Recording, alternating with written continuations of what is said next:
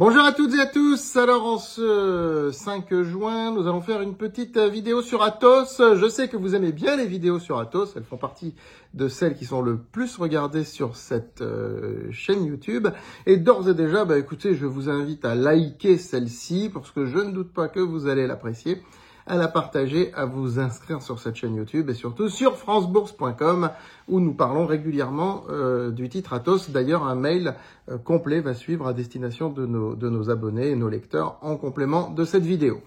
Alors, comme vous le voyez sur le graphique, Atos s'est calmé, mais c'est véritablement calmé. Regardez.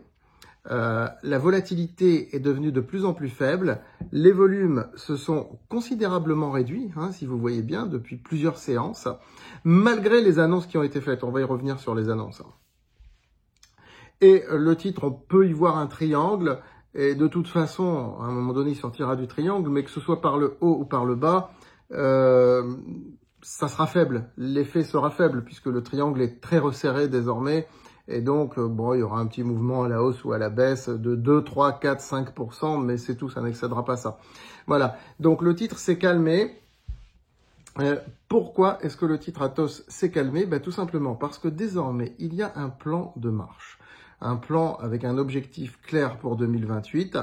Lorsqu'il avait été annoncé, ce plan, ça n'avait pas plu au marché, mais moi, je vous ai fait des commentaires, je vous ai dit que le plan était très bien, que le principal, c'est qu'il soit tenu. Il est réaliste, ce plan. Il faut juste qu'il soit tenu. Et compte tenu de tout ce qui s'est passé sur Atos précédemment, c'est une société qui revient quasiment de parmi les morts. Elle est presque ressuscitée, cette boîte.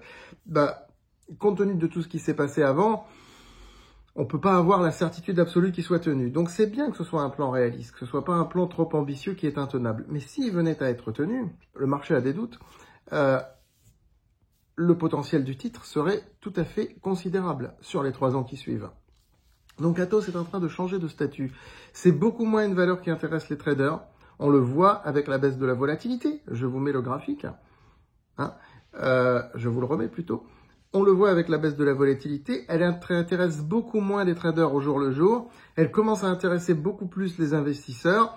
Alors pour l'instant, on est sur un profil particulier d'investisseurs, à savoir ceux qui s'intéressent à des dossiers en recovery, donc spéculatifs. Même si jour après jour, semaine après semaine, mois après mois, il devient de moins en moins spéculatif.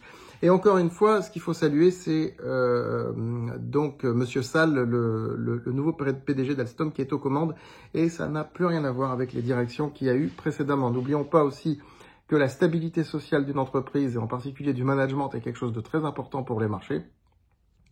Ça fait partie de mon analyse sociologique, et Atos est en train de changer complètement de narratif aussi à ce sujet-là. Voilà, donc avant-hier, Atos a annoncé que l'État allait lui racheter ses supercalculateurs pour 410 millions d'euros.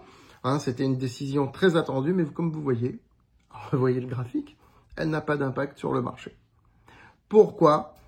Eh bien parce que, comme je viens de vous le dire, Atos devient une valeur beaucoup plus sage et qu'il n'y a pas de surprise en définitive dans cette annonce. Néanmoins, il y a des choses très intéressantes qu'il faut lire entre les lignes, et ça, ce sera indiqué dans le mail que j'envoie dans les minutes qui suivent à nos lecteurs et abonnés sur francebourse.com. Lisez attentivement le mail en question. À très vite.